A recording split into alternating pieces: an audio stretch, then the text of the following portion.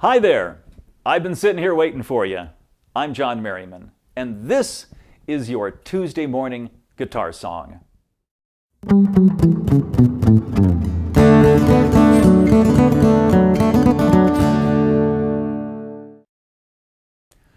A couple of weeks ago, I decided to do a Beach Boys song on the show.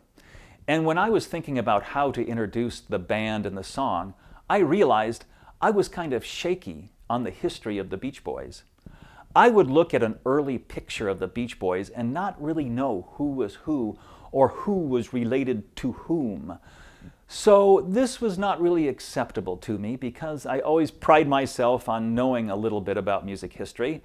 And the Beach Boys only happened to be one of the biggest rock and pop bands of all time. So I had to go into research mode. Today, I am going to music geek out on the Beach Boys a bit. I'm going to explain the lineup of the Beach Boys.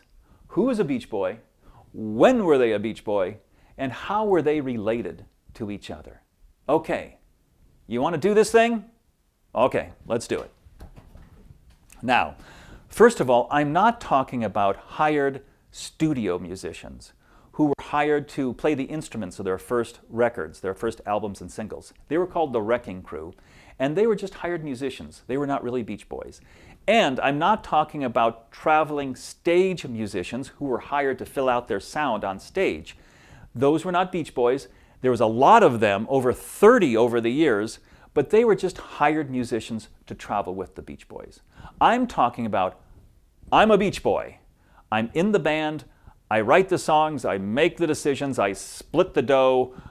I'm the real deal, okay? So, the Beach Boys started in 1961 in a suburb of Los Angeles called Hawthorne, California. The mastermind of the Beach Boys was Brian Wilson, and he was 19 years old. He was on bass guitar. His younger brother, Dennis, was 16 years old, and he was on drums. The other young Wilson boy, Carl, was on rhythm guitar, and he was 14 when the band started. The lead singer was Mike Love, and Mike Love was a cousin of the Wilson boys, and he was 20 years old, so he was the oldest. And to complete the iconic first lineup of the Beach Boys was Al Jardine. Al Jardine was a school friend of Brian, and he was 19 years old also. In 1962, Al Jardine, the friend, left the band.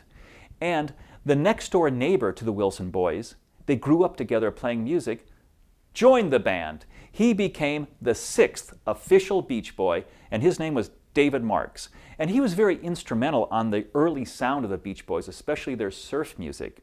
So he's in the band now. A year later, Al Jardine rejoins the band, and now there's 6 Beach Boys. Okay?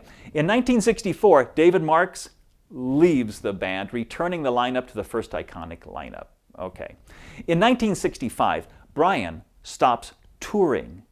And so in 65, another friend, who's not a school friend, but a professional friend in Los Angeles, joins the band, and he becomes the 7th official Beach Boy.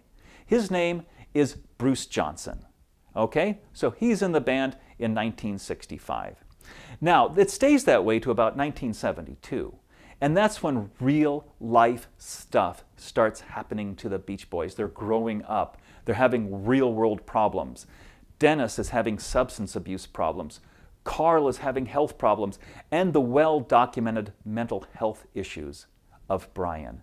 So Bruce leaves the band in 1972, and 2 new Beach Boys join the band. They become the 8th and the 9th official Beach Boys. They are Blondie Chapman on guitar and bass and Rick Fatar on drums. They join in 1972. By 1975, Rick and Blondie have left the band, okay? So these are kind of tough times for the Beach Boys. They're still recording and they're still a band, but they're a little shaky. So in 1979, Bruce Johnson rejoins the band. So he's in the band now in 79 to add some stability to the band. In 1983, Dennis tragically dies in a drowning accident. Then, in 1998, Carl dies of lung cancer. At that time, in 1998, remember the the friend who lived next door to them, Dennis Marks? He rejoins the band in 1998 and becomes a Beach Boy again. And he stays in the band till the early 2000s when he leaves the band again. And that's about all the major shuffling that goes on in the lineup of the Beach Boys. There was a little bit of reunion action over the years, but that was pretty much it until today. And today, the Beach Boy name is owned by Mike Love. And Mike Love and Bruce Johnson tour as the Beach Boys. They are the Beach Boys. If you go to a Beach Boy concert today, those are the two members who are performing. Al Jardine went to court to see if he could use the name. He was denied, and so he cannot use the name Beach Boys or tour with that name, so he tours sometimes under a different name. Now, Brian was always kind of nebulous in the band, and there was rumors that he was actually kicked out of the band by Mike Love, who owned the name. I don't want to go there. But when Brian returned to the music business, he decided to tour as a solo musician under his own name. So there you have it. There's the Music Geek lineup of one of America's favorite bands, the Beach Boys. And it was not all sun, fun, and beach volleyball. The Beach Boys were young kids who started living a fairy tale. Real life happened to them, and they ended up living a very complicated novel. But for me, I take the best and I leave the rest. For me, the Beach Boys will always be that warm sun and the cool breeze and the golden, endless summer of California. So I'd like to honor the Beach Boys today by making them the topic of your Tuesday morning fun fact.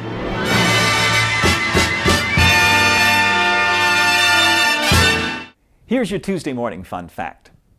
The Wilson brothers' first band was called the Pendletones, and they got their name from the Pendleton Shirt Company because surfers liked to wear those big plaid Pendleton wool shirts. So, the Pendletones recorded a 2-song demo at a recording studio in Los Angeles. Their father, Murray Wilson, took the demo to Candix Records in Los Angeles. And Candix Records liked the demo, and they decided to release it as a single to the teen market in Los Angeles. So in those days, you were kind of paid in records. So the day arrived when the records arrived at the Wilson household, and the Pendletones gathered around and opened the cases of their records to see their new single. Well, they were shocked to find that the record company had sent the wrong records. And they looked at these, but then they realized it was their music. What had happened was Candix Records changed the name of the band without any forewarning or without permission by anybody. And the first time the Pendletones saw their new name of their band is when they opened up the cases of the records. The new name that was chosen for the Pendletones, it was the Beach Boys. And that's your Tuesday morning fun fact. Well, let's play some guitar. Let's have some fun. Not only fun, let's have some fun. So stay with me. I'll be right back.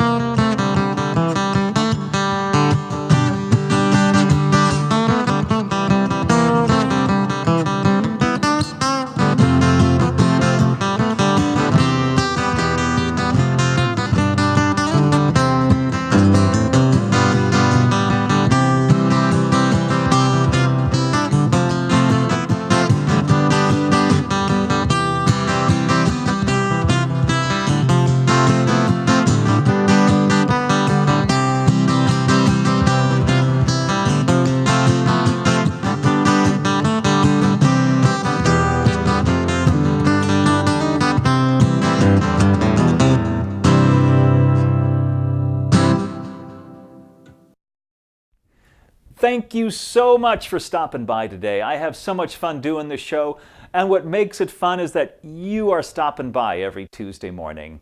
Please share the show on your social media. Go to my website, johnmerriman.com, and sign up, and I'll send it to your inbox every Tuesday morning. It's great seeing you. Hope to see you next week. And remember, you're never ready for your day without a song in your heart. See ya.